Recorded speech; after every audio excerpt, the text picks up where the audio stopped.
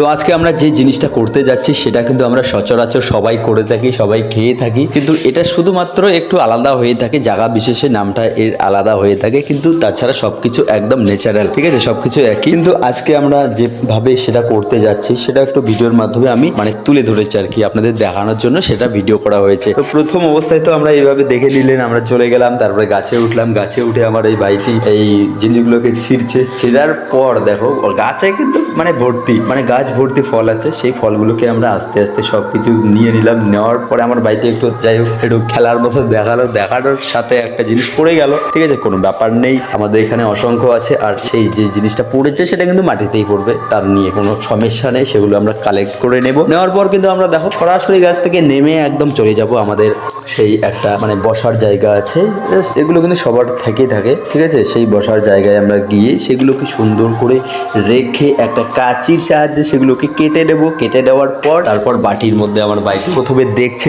যে নিয়ে এসেছে লবণ, লঙ্কা, হলুদ, একটু সর্ষের তেল, সেগুলো দিয়ে ভালো করে পেস্ট করে নিয়ে আমরা সেই জিনিসগুলোকে ভালো করে খুলে নিলাম। খুলে নিয়ে এখন কি করব, আস্তে আস্তে মুখে দেবো। মুখে দেওয়ার পর তো দেখি বাহ ওয়াও খুব সুন্দর লাগছে, মানে এগুলো জিনিস বলেন তো কি, মানে দুপুরবেলা খেলে খুব ভালো লাগে, আর এগুলো জিনিস খাওয়ার সময় না মুখে জল চলে আসে। যদি আপনি রাস্তা দিয়ে যাওয়ার পথে যদি সেই জিনিসগুলোকে দেখেন যে খাচ্ছে, তাহলে কিন্তু মুখের মধ্যে জল চলে আসে।